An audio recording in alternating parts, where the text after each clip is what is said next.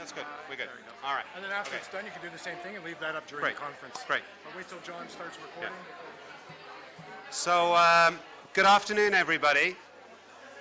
This is just a wonderful day, and I hate to cut short these conversations. I know so many of you have known each other for so long and are catching up, but it's my job to try and keep us on time.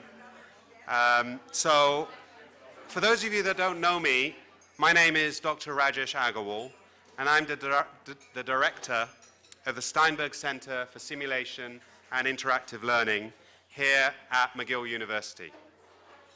And for those of you who haven't been around, we're celebrating our 10th anniversary, our 10th birthday, right here of the Steinberg Center for Simulation and Interactive Learning. And we've just cut a cake with Bleemer and the Steinberg family, and just in the interest of time, we'll actually, I apologize, but we'll be handing out pieces of cake while I'm talking. So you can be eating cake and enjoying it whilst we're doing the symposium, okay?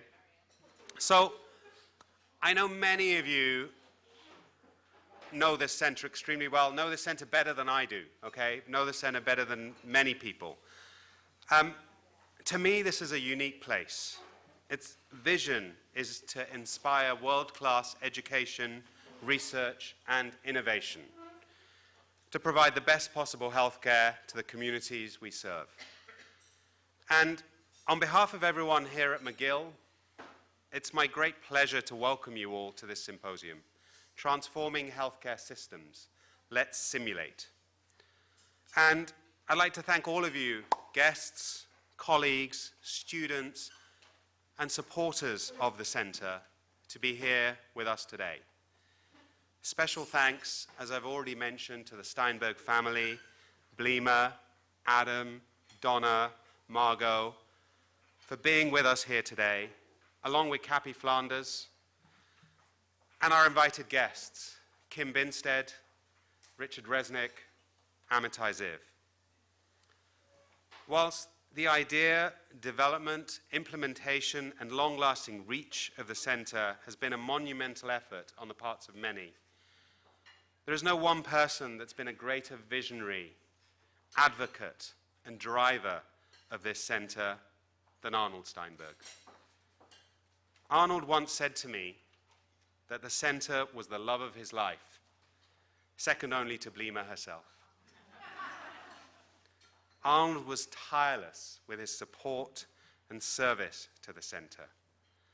And when I joined McGill, Arnold and I met almost every 2 weeks to discuss the next wave of the center, how to engage and inspire all around us, and to work collaboratively across the university, across Montreal, across Quebec, and wider in terms of our collaborations. He attended our committee meetings, took diligent notes, and routinely debriefed with me on next steps, the wins, and the potential challenges.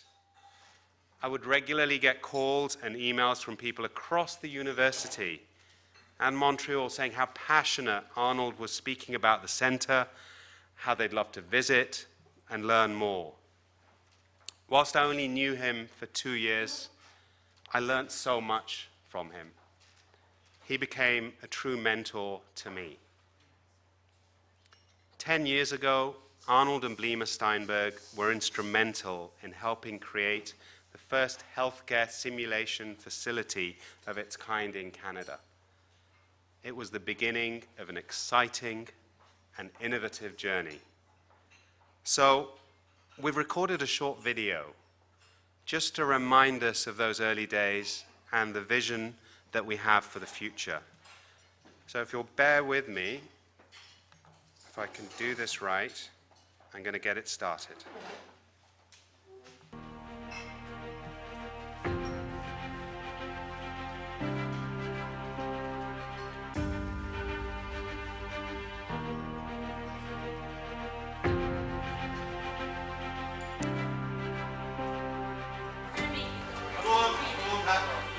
Our patients expect and deserve the best. Unfortunately, a fair amount of our practice is actually with real patients. And we know that errors do happen. And it's very difficult in that complex environment, in the clinical environment, to really not only drill down to what happened, but also to think about how to improve. Many of the skills that we expect people to acquire are skills best learned by practical experience. But of course, we want to make sure that that practical experience takes place in a context which is safe without compromising the safety of patients. So what we're doing here is simulating all aspects of healthcare, involving all practitioners and enabling them to really practice and to become competent. So you're not reprimanded for making mistakes. You can actually deconstruct it and go back and say, oh, why did you do it that way? Anything that you do and that you get to practice and to experience with the patient, you remember so much better. It really, really sticks because you remember the mistakes you make and you learn better. It's a very different learning experience from when we're in the classroom.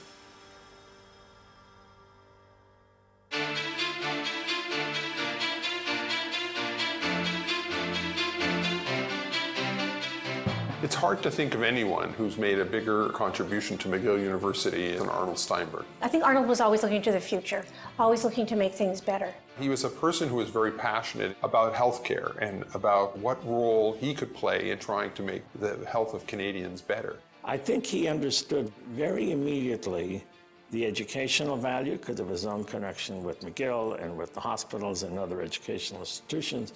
He understood the power to support training and to support evaluation and to support patient safety.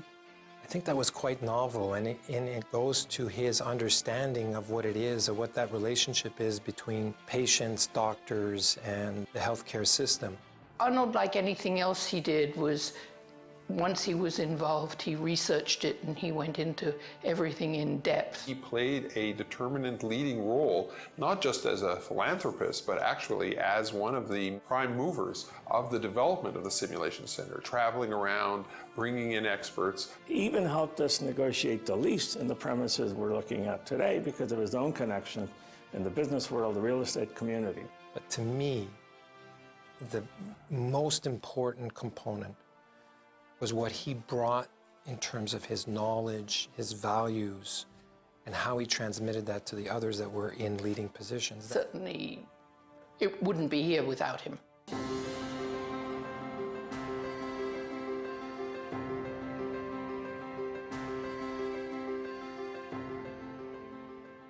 Arnold and I discussed this in terms of where we wanted to take the centre forward for the next wave.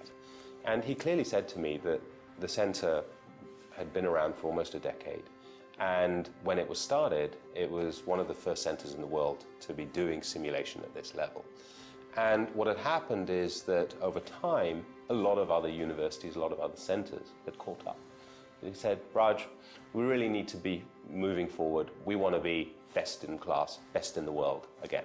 So where do we go from here? And with his recent donation last year, the focus was very much on research and innovation.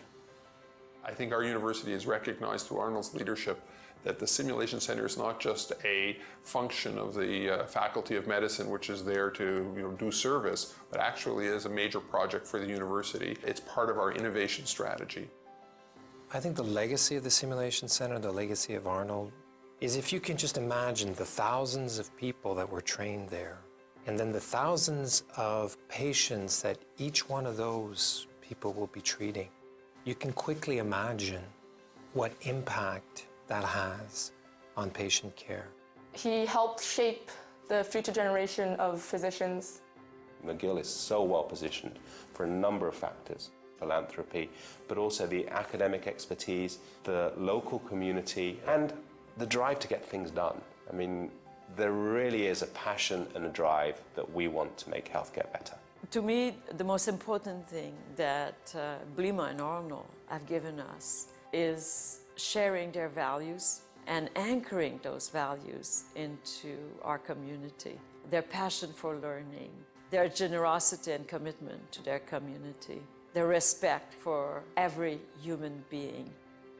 These are people who understand what the word friendship means. Amitié. De vouloir le meilleur pour chacun d'entre nous et pour nous tous, pour notre communauté.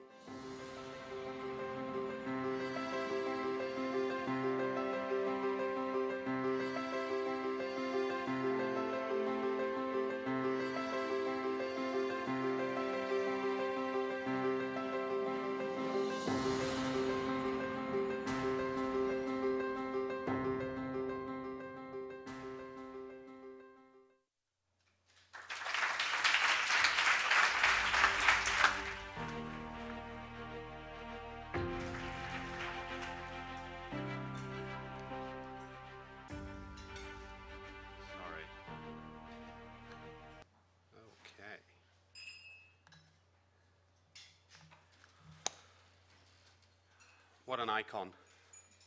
We so miss him. So we're going to take you right back to the early days of the center, when it was all put together. And the two people that were really instrumental and put their heart and soul into this place, Kevin LaChapelle, the founding director of the center, and Linda Krellenstein, the assistant director. So I'd like to ask Kevin and Linda to come up and say a few words about the early days. Thank you so much.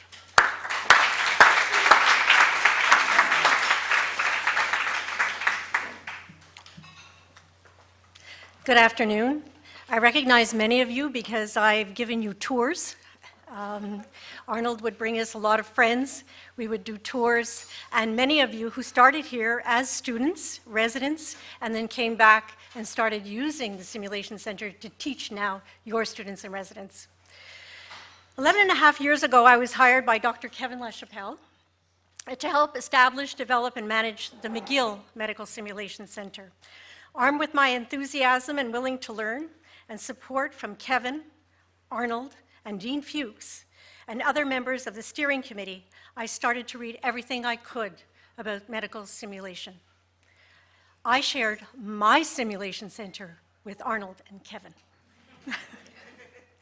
Many of the first staff that we hired at the Sim Center all felt the same way.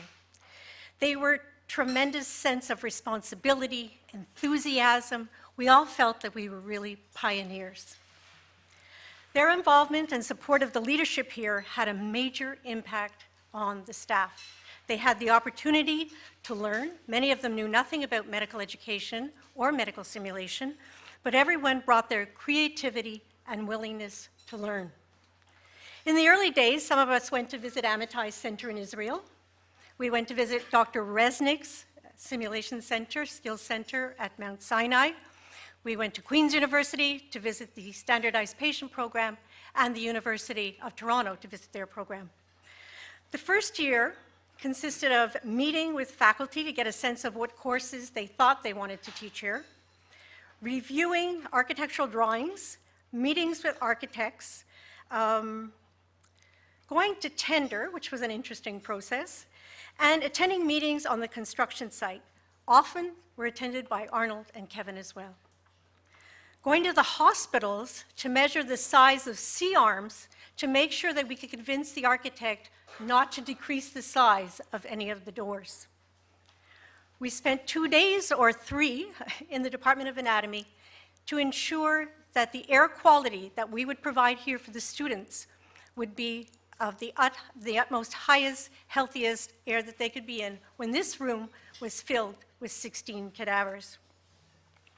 Arnold would often be involved with the building in details, but he also helped us in the arts community. He contacted people that he knew in the theater community so that we were able to hire someone, very well-trained actress, who came in and started our first standardized patient program. I now look back and wish I had the foresight to video record Kevin LaChapelle lying on one of those tables, I'm not kidding, to make sure that they supported the weight of the cadavers that the manufacturer had assured us.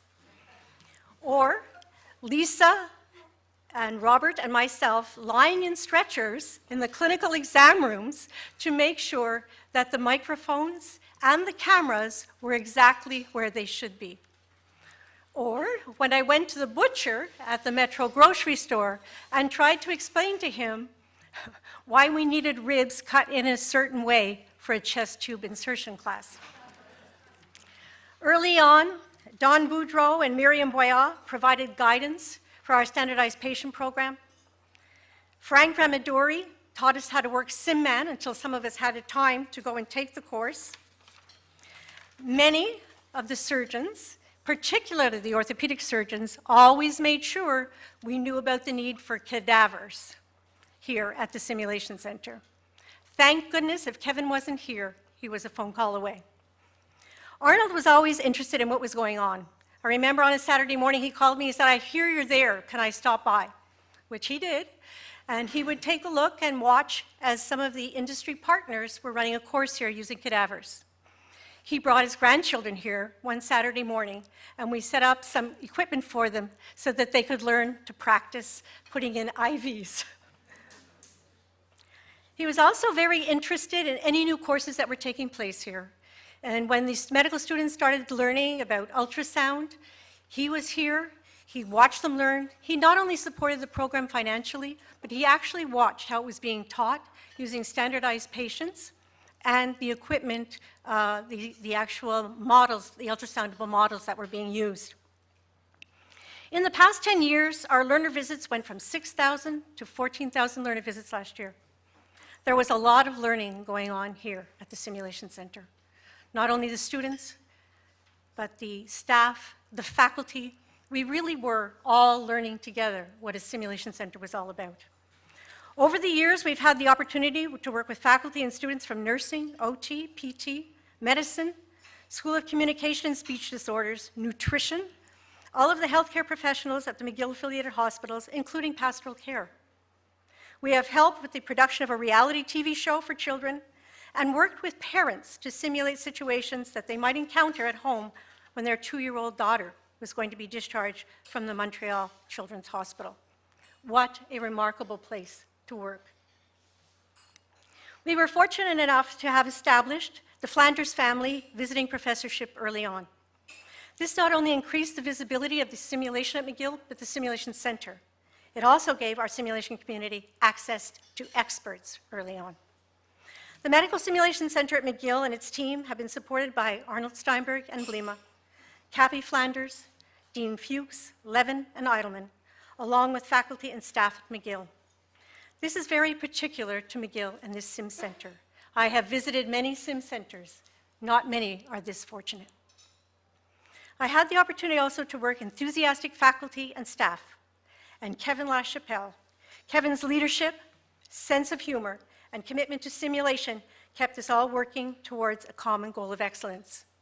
Early on, we hosted the Royal College, we co-hosted the Royal College Sim Summit, the third Sim Summit, and we were able to get accredited by 3 very high-end societies and associations, even though Kevin said it would all be just cut and paste.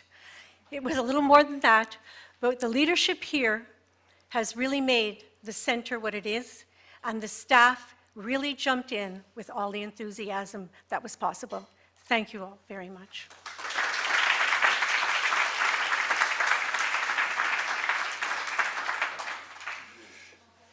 Thank you, Linda. As always, it's quite complete and encompassing, and now I have to change what I'm going to say because I can't repeat things. But for me, coming back to the center after stepping down 2.5 years is really like coming back home.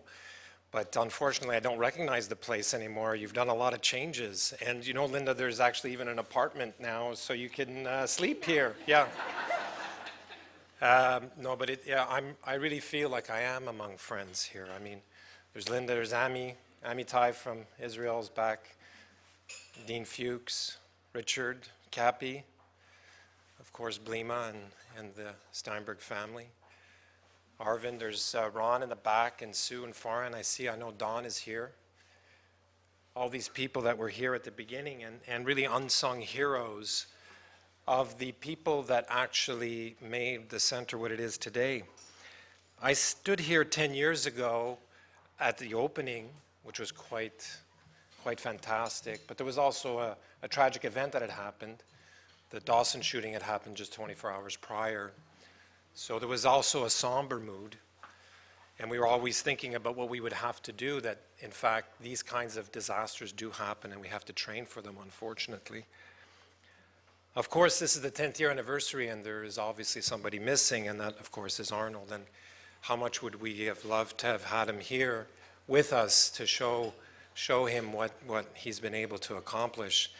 And hopefully he's looking at us. And I would really like to thank him for everything that he's done for us, for the university, but also for myself. One thing that I did learn about education, I learned about medicine, and I learned also from Arnold, is that relationships in the end are what's more important. In fact, the most important thing is a relationship. So in medicine, it's the relationship between a healthcare provider and a patient. Technology, all those other things are quite important, but at the end of the day, it comes down to a pointed level in a pyramid where there's a decision made between a patient and a doctor. In education, actually, it's very much the same way. Education is about a relationship between the instructor, the educator, and the learner. And I think this is what this center is all about. It's really about giving an undivided attention to the learner. And I remember Abe used to tell me, how do you know this works? You got to show this. And Dr. Resnick has done a lot of studies on this, and Jerry as well. And I can tell you that from a global perspective, I used to look at all of the evaluations from the learners, and the one thing that came out of it, apart from the coffee and the donuts that they enjoyed, was the interaction with staff, the interaction with the instructor, the direct one-to-one. I think it's about relationships. This center is a fantastic center. I just went and saw the expansion. You should really see it. Raj has done a tremendous job. But I think at the end, it all boils down to relationships. And I'd like to thank Arnold for creating that relationship with us and with me. And I'd like to thank you, Blima, for sharing him with us, because that's what you did. You shared him with us. Thank you very much.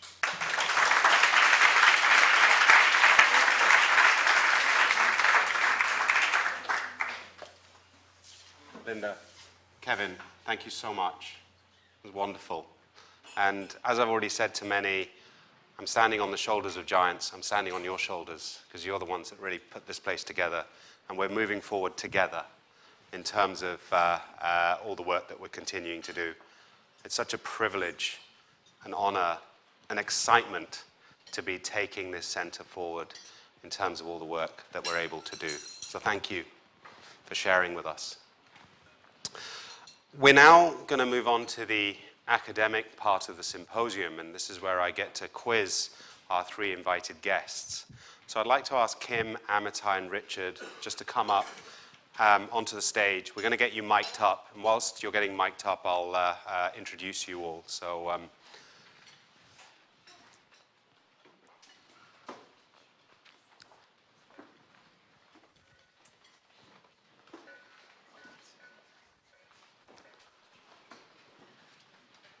great, thank you so much. So, excitement, friendship, relationships. That's really what this place is about. And so, I'm going to be talking about how we're going to be using this center, and in terms of our title really about transforming healthcare systems through simulation. And so I think we've got three extremely well qualified people who are going to educate us. So Kim Binstead, many of you have heard her speak yesterday. Those who haven't have already asked me for the web link so you could hear her speak online, and we'll be sharing that all with you. But Kim's coming back home, a McGill graduate, gave a talk in Moyes Hall last night where she was taking some of her lectures. PhD from University of Edinburgh, and principal investigator for the NASA-funded High Seas Expedition, Hawaii Space Exploration, Analog, and Simulation Project. To simulate, the subtext of your talk last night was, how do we get to Mars without killing each other? Next, Richard Resnick, also a McGill graduate from the School of Medicine, a colorectal surgeon, Dean of the Faculty of Health Sciences at Queen's University. Richard has educated us all in terms of medical education. He's a real pillar in medical education.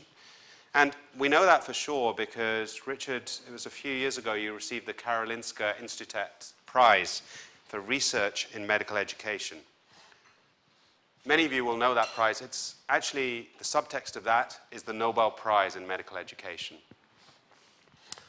And finally, Amitai Ziv, we've already mentioned Amitai, a veteran combat pilot, instructor in the Israeli Air Force, Amitai told me this morning he was actually instructor to the instructors who were doing the instructing.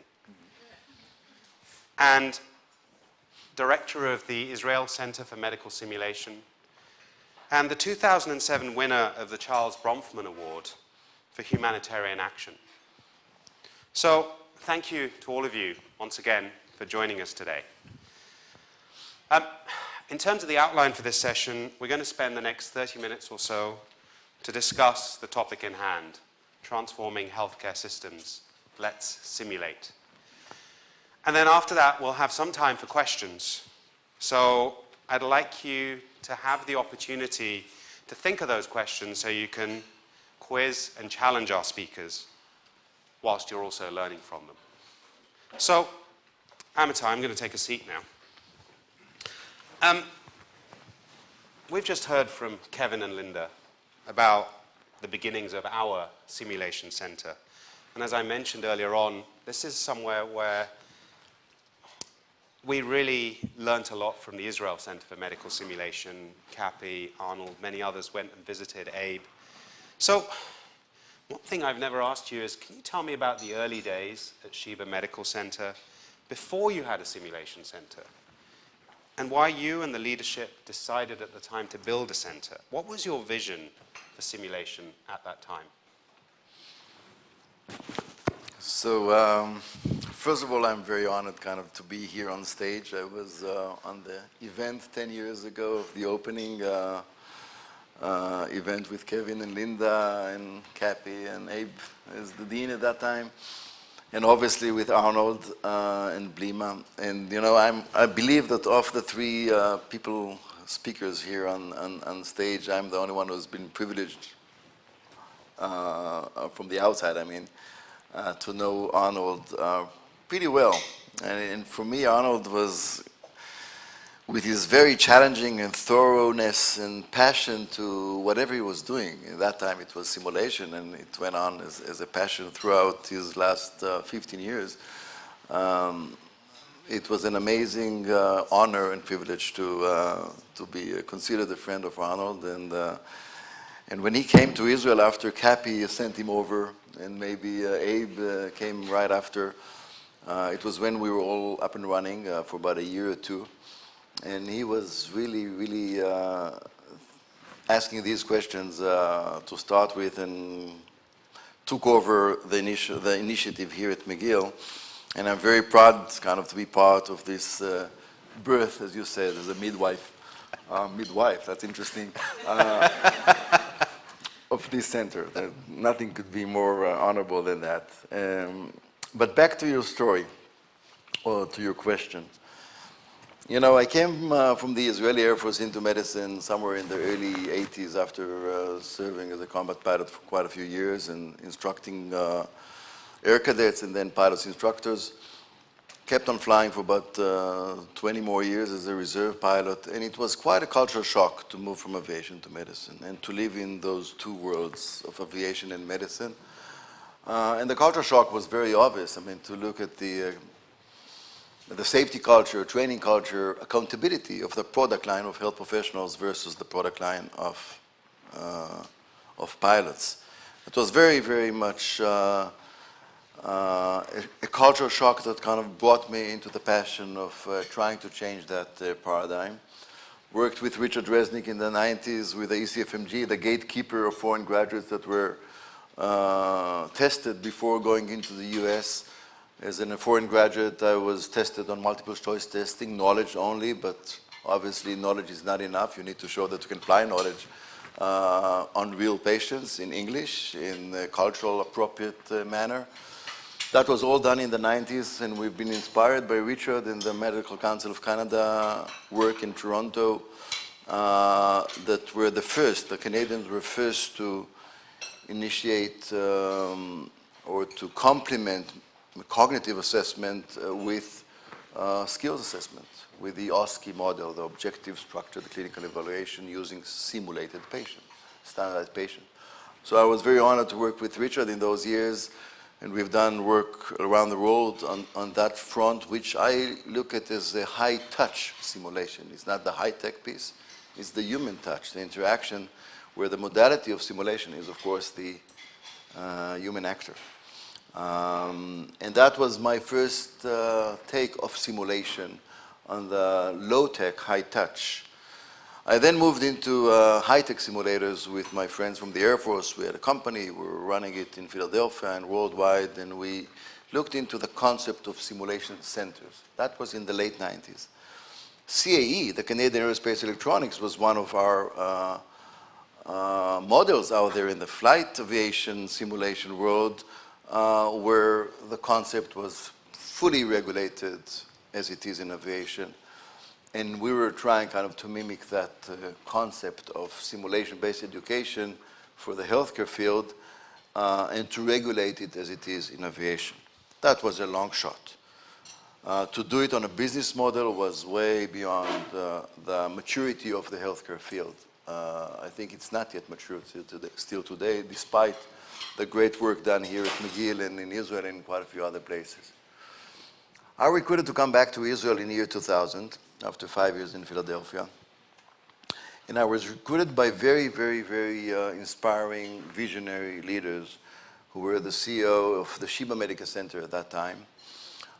Sheba Medical Center is the largest medical center in Israel, 2,000-bed hospital. I think it's pretty much the size of the McGill healthcare system.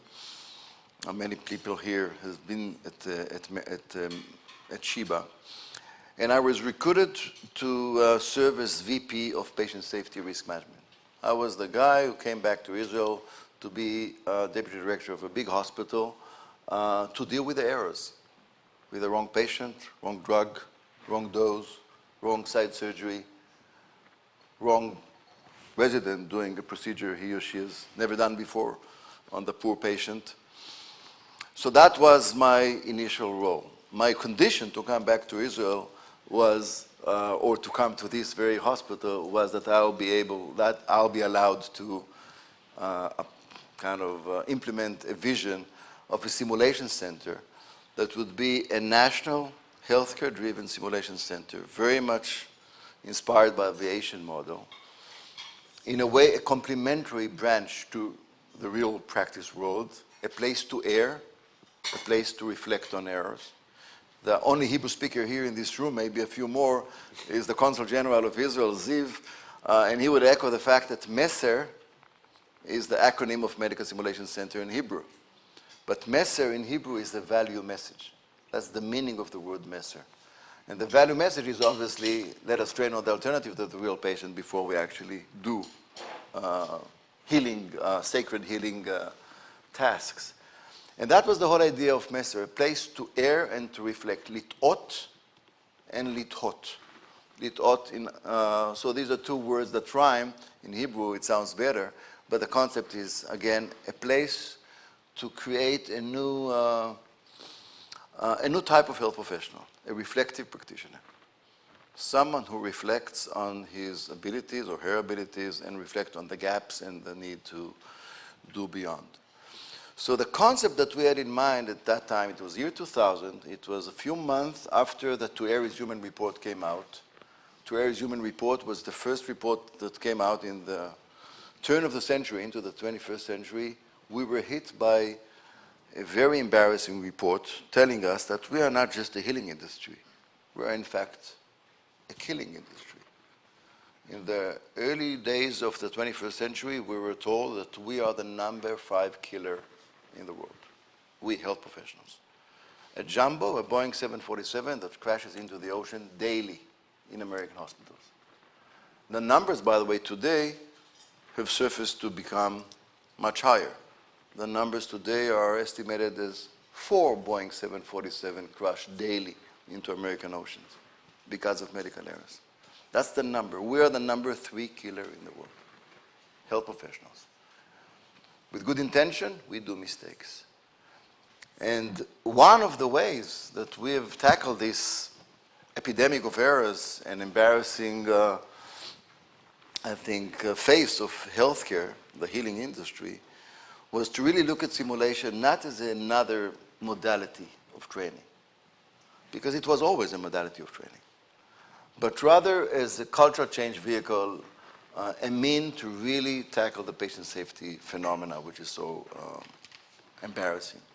And with that in place, we said that we're not going to go into the concept that has been out there in quite a few simulation centers worldwide, silos of a surgical skills lab, a medical school doing some work with actors, role-playing actors, very much focused on a specific sector or a specific phase in training, but rather look at the healthcare system, like in aviation, across the board, all health professionals, whoever can air, a medical clown or a spiritual support staff, all the way to the heroic surgeons and others. Very much dealing with interdisciplinary organic teams, not only a professional, but a group of teams, because at the end of the day, most errors stem from bad teamwork. So we went that point, which is done beautifully here as well, and being expert in all modalities. Low-tech, high-tech, and of course the hybrids. So if we do training of resuscitation of a mannequin baby, there's a mother there. And an actor mother will make it really feel extremely challenging. So the concept was nightmare-driven education. You know, a concept that was really very much dealing with allowing us health professionals to meet our nightmares in a safe environment with the video-based learning, with the reflective message being embedded in everything that we do. And with that in place, I think we were the first in the world to serve as a national simulation center that deals with Israeli healthcare needs, from emergency preparedness, a Middle East story, which is by no means anymore a Middle East story. It's a global issue that everybody needs to be prepared. And Kevin and Linda have been training here Canadian troops that were going to Afghanistan, right? Am I right? Mm-hmm. So we've been doing it back in Israel. A place to be prepared on the emotional front of conveying bad news and end-of-life skills and disclosing errors. And one of the things that I think was unique and still is unique about our center, and very much inspired by the aviation model, pilots at the age of 65 are still subject to being trained on simulation and certified annually on their ability to fly an airplane. We guys in healthcare, in a good case scenario, are certified on simulation and proficiency. Medical school, good. Residency, great. But from then on, we're pretty much on our own for 30 years of career. We made a point to tackle that top-down piece and not let go on our mission to improve the safety of healthcare provision. So we work very hard on the high end, not only as faculty development and train the trainers, as I did in the Air Force, but also as specific regulatory components of healthcare training and certification that will eventually change the look and the accountability of healthcare standards. So that's pretty much the story that we had in mind early on. And one last point I think that I need to add is the fact that we're very conscious of the fact that simulation cannot be only dependent on goodwill of philanthropists, which is extremely important, and many of them are here in the room. It will never mature to become a real cultural change vehicle or a real player in the world of safety and accountability unless eventually it will reach the point of being fully sustainable on its own, as aviation simulation is. I mean, Air Canada pilots don't look for philanthropists to send them to a simulation training or testing. But here at McGill, back in Israel, we still are dependent to a degree on that end. And I think we made a point that we are a fee-for-service center, and any project that is mature to the point that it's fully regulated, means fully budgeted by Ministry of Health, Israeli Medical Council, Israeli Nursing Authority, Israeli EMT, whatever it may be, means that we are fine, we can do it on our own, we can develop with philanthropy, but we need to make sure that simulation is mature enough as it is in aviation. And I think this is what we will all be looking for in the transformative years to come. So that's pretty much kind of the uniqueness of our center some 15, 16 years ago. And I'll let others share their story. Amitai, that's wonderful. Thank you so much. So reflective practice, a culture change vehicle, and nightmare-based education. Pretty much so.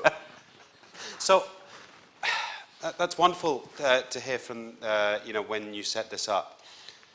Richard, we've all read your papers. Even Don Boudreau was telling me just at lunch today about some of your early work that he was involved in. What would you say in the last 20 years, let's say, have been the big wins in terms of simulation, in terms of the outputs, the outcomes of where have we come in the last 20 years? Well, I think we've come a long way. But first, let me also join Amitai in thanking you, Raj, for inviting us and congratulating the center. I also had the pleasure of being here 10 years ago when the center was opened with Kevin and Linda and Jerry and others. And so coming back as a McGill grad, a proud McGill grad, 10 years later is really a thrill. So I'll talk. There we go. Thank you. First time I've accused of not talking loudly enough. Can you hear me? Yeah. Great. So there we go. I'll use Amitai's. There. It's not the first thing he's lent me over the years. Yeah. Let me talk very briefly about my daughter, about mothballs, about evidence, and about student empowerment.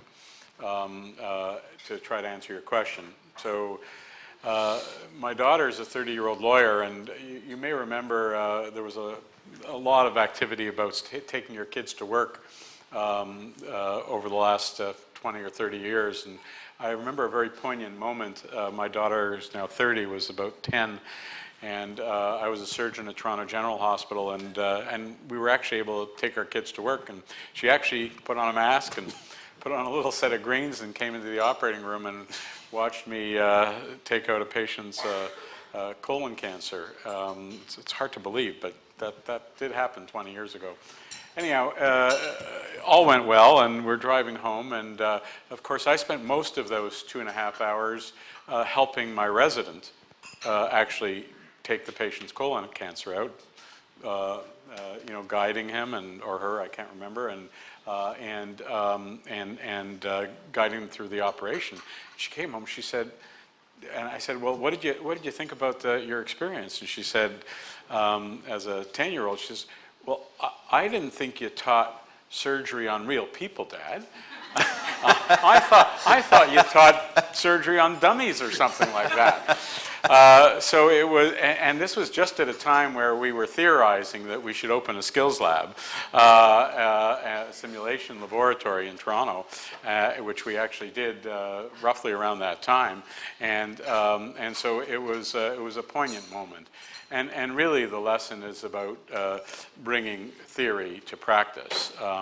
And for a long time we've been learning from a variety of different groups, principally people in the psychology of learning, that it's important to set the exquisite conditions for perfect practice. And those conditions for perfect practice don't exist in an operating theater, on an emergency ward, in an ICU. They exist in this place. And so I'd say the very start was putting theory to practice for this kind of enterprise. We've come a long way, but we have an awful long way still to go. I've had the good fortune of visiting dozens of simulation labs around the world, and they're not all as beautiful as this and as fabulous as this, but I think they all share in one mission, and that's finding the proof that we can teach in the simulation laboratory, and that will transfer to the real world of patients and the human reality. And that's happening. We are starting to accrue more and more evidence that teaching in the simulation laboratory does in fact transfer to the operating room, to the patient ward. And that's been a tremendous rocket booster to these kind of enterprises. Because it was a nice idea, an interesting idea 25 years ago, but now it's becoming a standard. And the standard's birthed on evidence. And Raj has written dozens, if not hundreds of papers on just this thing. How can we prove that work here, done here, will transfer to the real world of patients? But let me now reflect on a bit of a sober moment, and that's the issue of mothballs. So again, having had the opportunity to visit lots of centers around the world and a massive investment of infrastructure and capital, it's not working as well as it needs to. And in fact, unlike McGill, there are many beautiful centers in many places around the world that are not being used regularly, and where million-dollar instruments are gathering dust. And the principal reason, and I think our major challenge, is to systematically incorporate simulation into training. And that's not happened systematically. I had the wonderful opportunity just about a year and a half ago of being asked by the United Kingdom to visit about 10 centers across the UK and give a report to the surgical community about the use of simulation. It was a great experience, and I found tremendous examples of fabulous simulation centers. But what I really found was a lack of a systematic approach to, on a regular basis, incorporating simulation into training. Simulation provides wonderful opportunities to train in a pedagogically safe environment where it's okay for students to make mistakes, and where they can learn by their mistakes, and where they can perform deliberate practice, perfect practice until they're perfect. So we've made lots of gains, but I'll conclude my introductory remarks by saying, and I was talking to Donna last night at dinner, and kind of reflect, one of the most important messages and learnings that we've come from, that have come from simulation, is the focus on needing to transfer the way we teach based on what we call pedagogy to really to think about andragogy. So our learners, our medical students, our young residents, our young nurses, they're not kids, they're adults. And we need to teach them like adults. And adults need to take charge of their own learning. And that's the biggest beauty and value of a simulation center. It empowers the learners to take charge of their own learning, where they can learn in this wonderful, safe environment, improve their skills, continue to practice to improve their skills, gain confidence, so that they then have the confidence to go into the real world where the stakes are high. So thank you for inviting me, and look forward to the rest of the symposium. Thank you, Richard. Yeah. So, Kim, I'm going to move on to you, and I know you're on a difficult panel because you're here with 3 clinicians, and but I know you're up to it. So, in terms of the work you've done, having the High Seas project of having 6 people live in a 1,000 square foot apartment, essentially, we in medicine almost daily actually find unexpected things, okay? And unexpected things go on in this center as well, and we learn from them.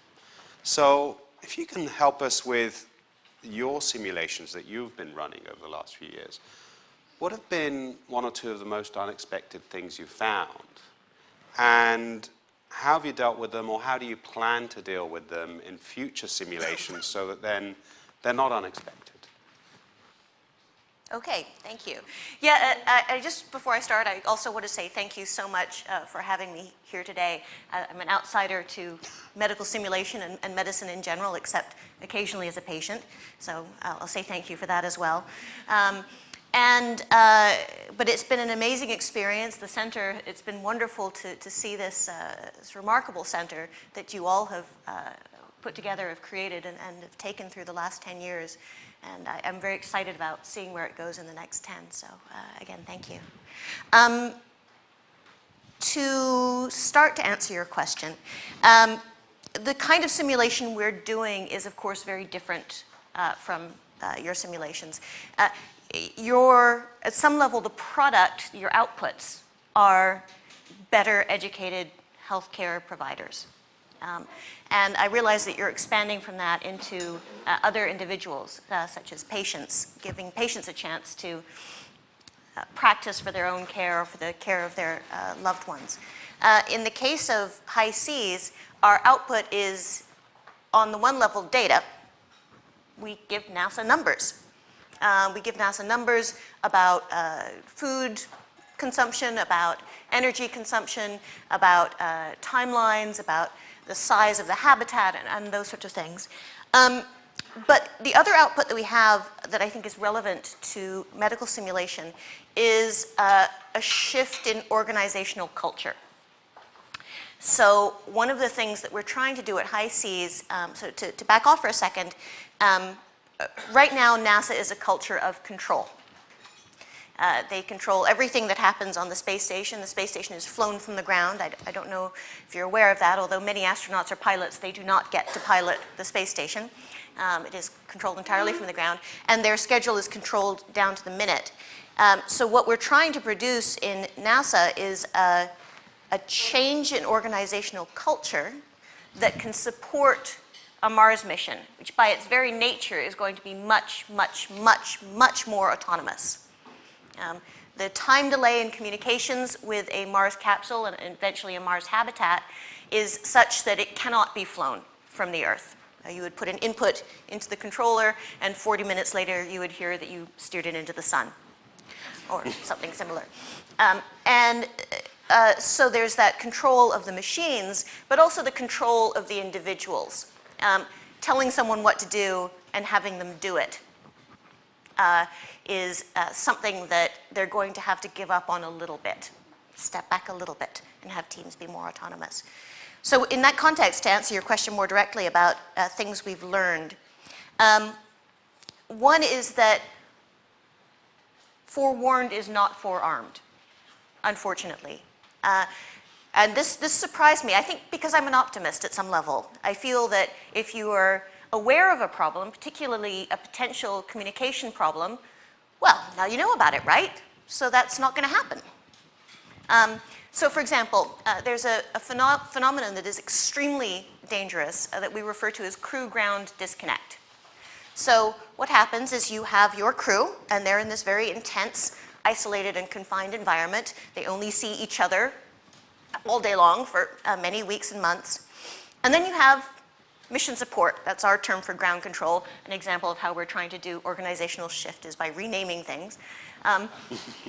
Mission support, although they're very committed, very passionate about what they're trying to do, really want the mission to succeed, they go home at the end of the day. They see their family, they see their pets, they have a beer, and they get a good night's sleep. They maybe go on holiday, they have a weekend. And our crew has none of that. So what we find happens at some point during the mission is that the crew starts thinking things like, don't they understand how busy we are? They don't understand what we're going through up here. Why are they taking so long to get back to us? What they've asked us to do is completely impractical. Why are they being so demanding? And at about the same time, mission support starts saying things like, why are they being such prima donnas? We just want them to do this one thing. It will take 5 minutes. Couldn't they have put that in a report? Okay? And the problem is by the time people start thinking those things and start saying those things, the communication is already broken down. And can some ways break down in ways that are not repairable. Because at your workplaces, I'm sure you've had communication breakdowns. And how do you repair those? By off-channel communications. So for example, you might grab a beer with someone. You might have a quick chat in the hallway and say, I think we maybe are not communicating well here, but can we take 5 minutes? I'd like to hash this out. You might have a fight.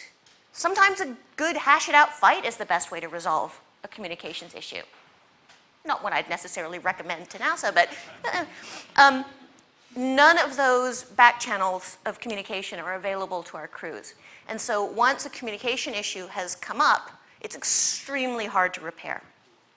So the surprise in this case is not that that happens. We've seen it on space missions, we've seen it on Antarctic missions, on military missions. Anytime you have an away team and a home team, you see that dynamic crop up. What the surprise was is that it's not easier to repair. We thought that if we trained our crews to recognize this issue, if we trained mission support to recognize this issue, that it would simply go away because we know better. And that's not what happens. It helps a little bit, but it certainly doesn't help enough. And that kind of communication breakdown is extremely hazardous. Another example of a surprise, and one of the frustrations about doing our kind of simulation, and you might see this as well, is that whenever I try to tell a lesson learned, I can almost see the thought bubbles in the room where people are going, surely that was obvious. So I think the meta lesson that I would like to express to you is that the things that are obvious in hindsight are not actually obvious going forward. The example I gave you about the communications breakdown, another is about the importance of food. Of course, I realized that food was important going in. I mean, the fact that we had lunch together today, that was not an accident. Meals are an excellent way for groups to bond with each other. They set group norms. They allow people, again, to have this informal style of communication that's so valuable. So I went into it knowing that they're important. I didn't realize how important until you see the difference between a crew that has decided for sake of efficiency never to eat together versus a crew that has decided to enforce at least one meal a day of the entire team sitting down together. And it's absolutely remarkable. It's night and day as to how well those teams function together. And again, this should not have been surprising. We know from not just all of human history, but Shackleton's expeditions in Antarctica, where one of the many things he enforced on his crew was that they would sit down and have formal celebratory meals at every possible opportunity, even if the thing on the plate in front of them was seal blubber for the 100th time. They would have it on the fine china, and they would raise a toast, and they would celebrate that meal. So again, it's an obvious thing, but it's things we learned. And in terms of translating that to medical simulations, I guess my suggestion there is not to ignore the obvious at some level. The things that students learn from doing them and the morals they come away from at the end of the day, even if it's something that at some level they should have known, learning it in person from an experience like a simulation is a whole different story. Thank you, Kim. So taking that forward in terms of learning from other industries, I'm going to come back to you, Richard. One that often comes up, and we showed it in our video, and you talked about it at Grand Rounds this morning, is aviation. More recently, writers such as Atul Gawande have likened the delivery of healthcare to service industries, such as restaurant chains, hotels, or a Disney theme park. What's your take on this, and how may we try to think about implementing some of the ideas from these other domains in our healthcare systems? So I know Atul very well. We've worked together. He's a wonderful guy and really a smart guy, so we should take what's best from him, but he's also younger than Amitai and I, so we'll do so with a little bit of caution. And so I'll focus on the strengths of that kind of those learnings, but also some cautionary notes. You know, I first met Atul when he was a young resident, and I invited him to speak at a conference. Brilliant young man who's published widely. So I think it's important that we do learn from other industries, but I think that while it might be okay for a McDonald's hamburger to be exactly the same for customers millions of times each day around the world, it may not be okay for that colon cancer to be removed or to be treated in the exact same way millions of times around the world. And we have to focus on the individuality of each patient. I think the theme that Atul is pointing out in his writing about this is the issue of measurement. And where I think we can learn from an industrialized approach is the fact that medicine hasn't focused enough on measurement. You know, when Jerry and I were young surgeons 30 years ago, we would walk around the wards and our surgical teachers would look at us and there'd be infections here and draining bile out there, and the mantra was, you know, big surgery, big complications. And we all kind of accepted that, you know. And of course, over the last 25 years, we've had an appropriate focus, a myopic focus on, as Amitai was saying, on patient safety and the patient safety movement, and on minimizing mistakes and minimizing errors, and appropriately so. So I think the big thing that we can learn from other industries is that we have to measure. And this inexorable focus on measurement will ultimately improve what we do in healthcare and in medicine. And I think, to me, that's the major learning. And you know, a good example in the simulation environment is you know, the way we used to teach colonoscopy. For example, 25 years ago, we'd hand the resident the scope and say, "Go to it." and I'm just around the corner, and let me know if you have any problems. You know, fortunately, for the most part, they didn't have much problems, or if they did, they'd call you. But the reality is that it's not as good as the current method. And the current method has our residents spending you know, tens, if not hundreds of hours in your simulation laboratory, going through every single module on that virtual reality simulator, practicing until they're as perfect as they can, and then coming into the colonoscopy suite. And you know, I think that's a better way of preparing our future healthcare providers. So we have a lot to learn from industry, but I think the cautionary note comes that you know, we don't expect the McDonald's server to be delivering bad news, to be holding our hand during an empathetic moment, or having to make that life and death hamburger. And that makes all the difference. So let's learn from industry, let's import those lessons, but let's stylize them to our business, which focuses on the individual patient and doesn't treat everybody in the same manner. Thank you, Richard. That's really sobering words. Going back to you, Kim, as I understand it, the mission to Mars, or everything that NASA does, is to run things perfectly, or as near perfect as possible. And a big part of that is simulation. And in healthcare, whilst we focus very much on simulating for education of our healthcare professionals, we don't do that much in terms of trying to simulate our healthcare missions. We instead try to integrate or bootstrap new devices, rules, protocols, pathways into our current system. So, do you have any advice for us how we could take a leaf out of NASA's book or space exploration or your own book to perfect our healthcare missions from an organizational perspective? Yeah, that's very interesting, and it's in some ways we're kind of at opposite ends of the spectrum on this, and it can be a frustration for me because people ask me all the time. They say, "Well, you've got this nice dome on the side of Mauna Loa. Is that what a Mars habitat will really look like?"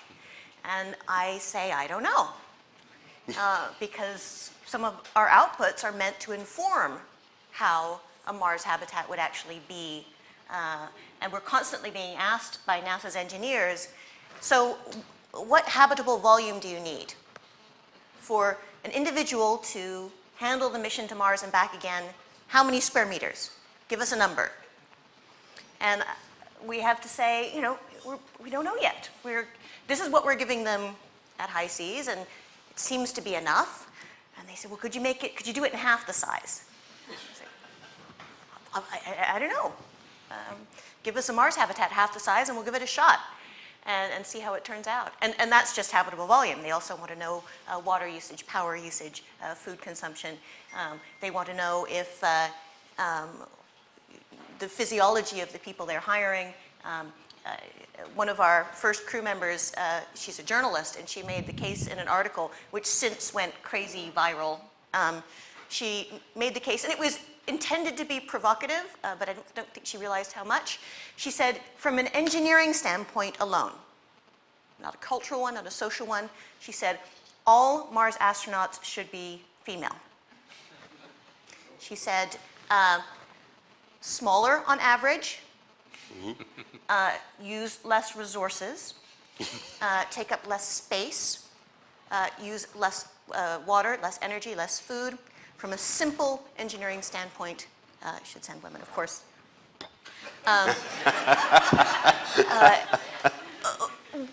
But what I liked about that and about a lot of the things that we're doing is we're giving the outputs that are the basis for the beginning of the design. And I think that you in medical simulation have an opportunity to do that as well.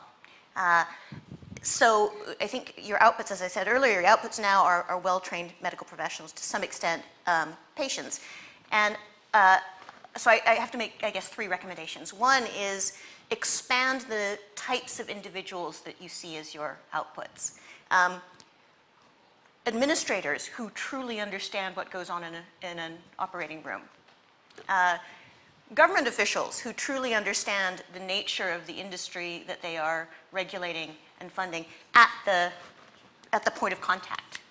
The general public, of course, you do that already, but to really understand what it is that's going on in the industry and to some extent why it is the way it is today and the potential for change.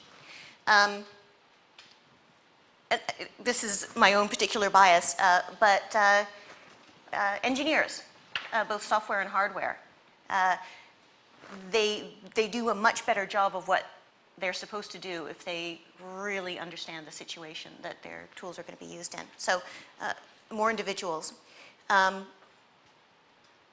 Educating organizations. That's very hard to do. You tend to do it by educating the individuals and then setting them free. But to the greatest extent you can, trying to do that, to help organizations make shifts. So for example, if a hospital's considering significantly changing its operations, its protocols, you can test them out here. And I'm sure you're doing that to some extent already, but the more the better. And then data. We were talking about measuring things before, but so if I were to ask you, how quickly can this procedure be done? That's not a question you want to answer, I think, in a hospital. But you could answer it here.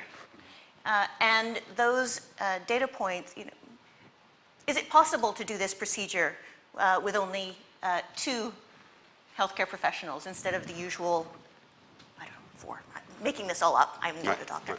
I think that those data points can then inform a more systematic redesign of what the healthcare system has in place now.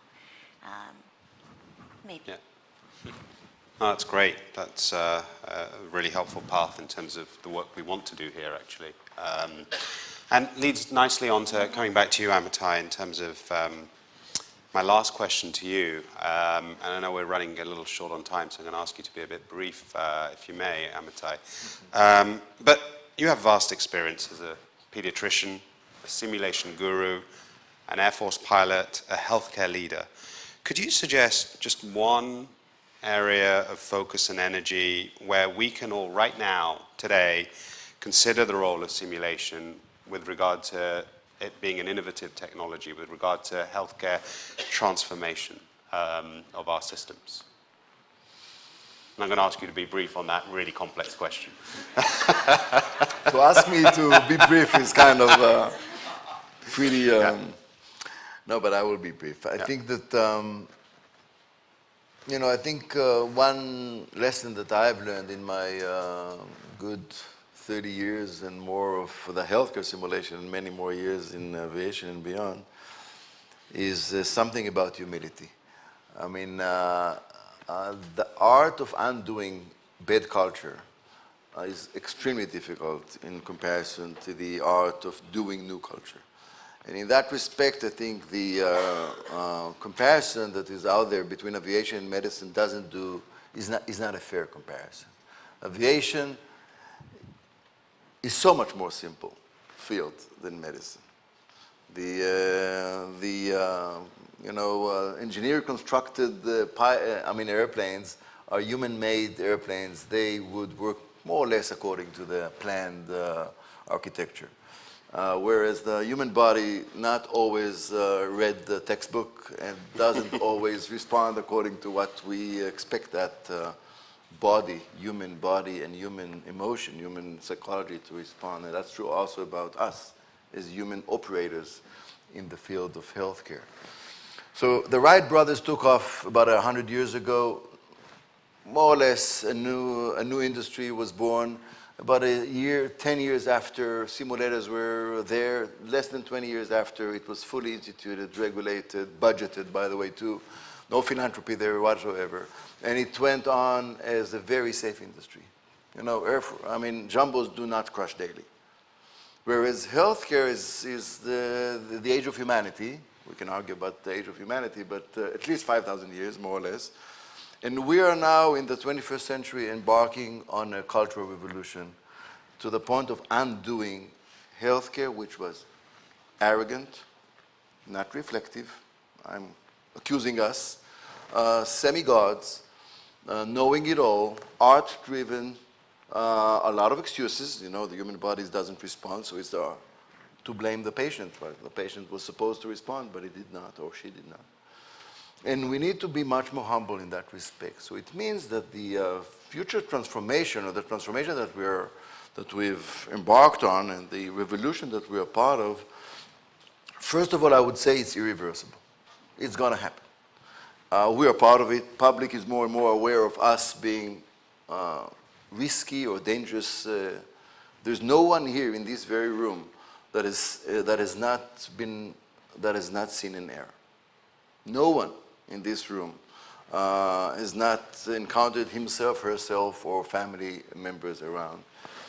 So the story going forward is really about courageous leadership and about courageous decision-making and not collecting data. I'm fully with Richard about evidence-based medicine, evidence-based medical education. Hey, it's not about evidence, it's face value. We very much, nobody needs to convince any of us here in the room that we need to be better trained and better prepared emotionally and technically, and the combination of both.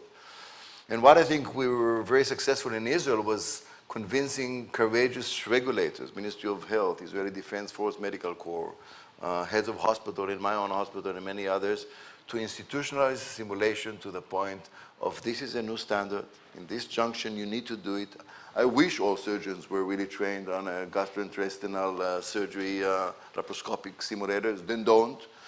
Jerry has contributed a beautiful tool to measure laparoscopic skills, and it was fully adopted, but you know well that the need is way beyond the initial phase that you contributed.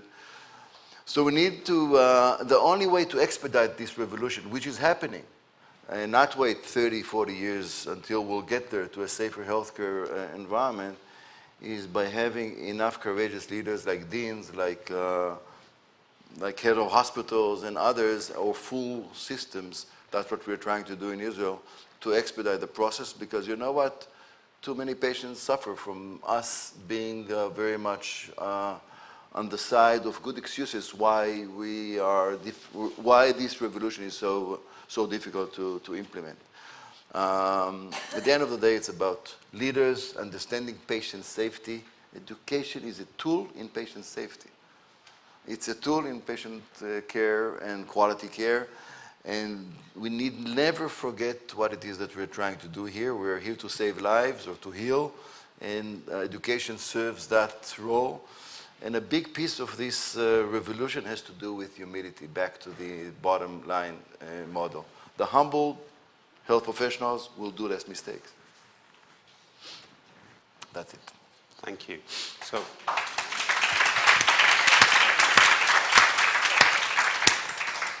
So I'm going to wrap things up now.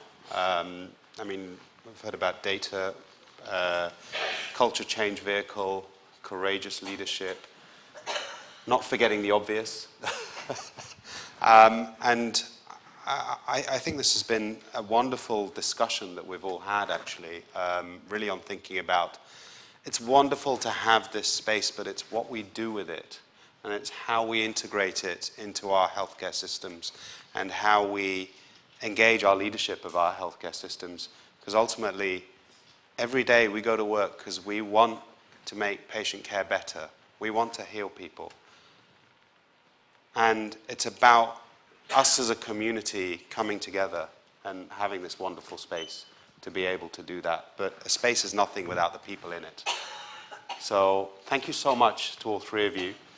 All the work that you're doing in Kingston, previously in Toronto, Richard, in Tel Aviv, in Hawaii.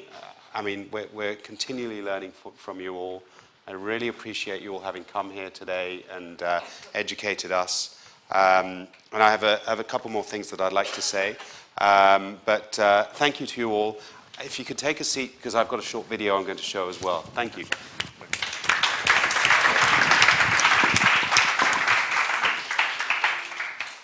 So I know that many of our students, research fellows in the audience are going to be taking notes, and you're going to be already thinking of research protocols to move forward from this. And one area that I've talked about a lot, that Arnold and I talked about a lot as well, was about healthcare innovation. And earlier this year, I think many of you know, we had a great opportunity to get together with a lot of experts from around the world to discuss, debate, and consider the role of simulation in the healthcare, innovation, and education space. And I'd say this was the birth of a concept, or even a mission, which we called Simnovate. And so I'm just going to show you a short video clip. We just put together the highlights of Simnovate. It lasts for about 4 minutes. So just to show you some of the work that's ongoing in terms of our global reach as a center.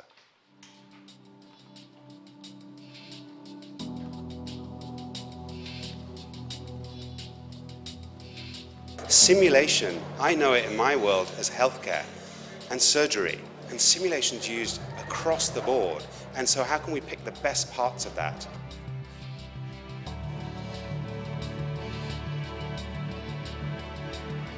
Simnovate is a mission to inspire, engage, and evolve the role of simulation in all its forms to deliver better education to our clinicians, better care for our patients, and better health for the communities we serve. Patient safety, global health, medical technology, and pervasive learning, our 4 domain work groups comprise 48 world-class experts who are innovative, eclectic, and enjoyable to engage with.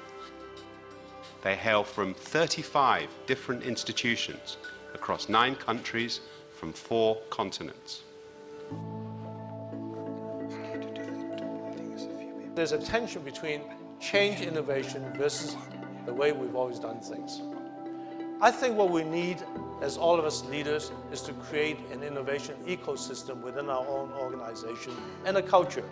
We're not interested in incremental change in the status quo. We want to redesign and rethink the status quo. Simnovators create a new norm. So Merck for Mothers dared to imagine a world, and I'd like you to imagine this with me. When you get pregnant or your loved one gets pregnant, rather than being given a list of things that you have to do to have a safe and healthy pregnancy, like the very good high-end luxury hotels, you are told what the healthcare system will do for you. What makes me so optimistic about healthcare innovation is that academic health systems in particular, I think, are fundamentally well suited to it. medicine is actually relatively unique as a field or as a business because many of the most empowered and educated individuals within that field, let's say doctors and nurses, are right up in the front lines where the customers are. So why use simulation to teach about humanitarianism? And I would say our simulation is very low budget and very low tech. During a crisis, the entire situation has fallen down. So if you're a physician treating a woman with postpartum anemia, you can't just give her a transfusion and iron. You need to think about why she wasn't able to get good health care in the first place. Was it that there was insecurity? Is the health infrastructure bad? Was she suffering from malnutrition? Is there poor water, sanitation, and hygiene? So even if you're just acting as the doctor, to effectively treat her, you need to have an understanding of all these. Simulation is the perfect way to do this. What is important in the analytical game is the discussion around what happened during and after the game. Innovation, although it occasionally can occur by accident, it really is much more likely to occur in an environment that's prepared. In conventional learning communities, they are centrally managed and controlled, whereas exceptional ones see losing control as a virtue. To help bring these ideas down into practical, usable, potentially applicable things in your life and in your work, we ask a simple question: what can I do by next Tuesday? How can we take these enormous ideas, these really interesting ideas that we've learned, and find practical, usable things that we can do next week?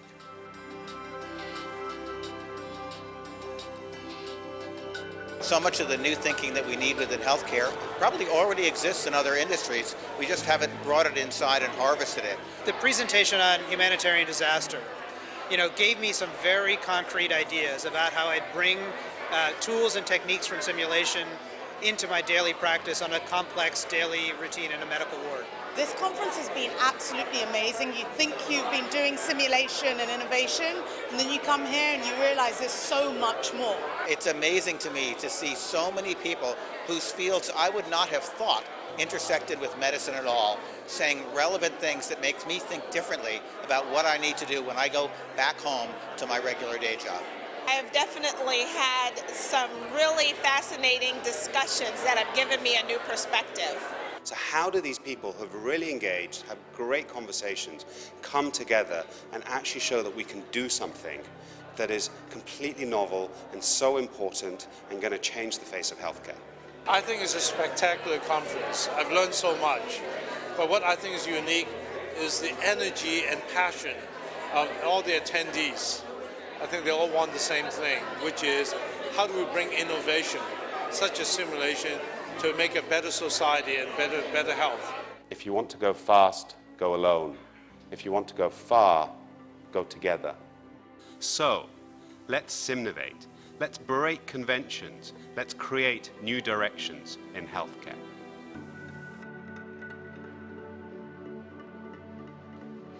So that was the conference that we held in May of this year, and I'm sorry to just keep mentioning it, but I know Arnold was so excited about that conference, and it was one of the last meetings I had with him when we were talking about this conference, and I remember him showing me his schedule, saying, "Oh yes, I'm going to be there. It's going to be fantastic." Sorry, excuse me. So I'm just going to take a moment just to close this session now. I'd like to thank you all. This is absolutely wonderful. And just as Victor Zhao said, we all want the same thing. We want to work together to create a better society, better healthcare.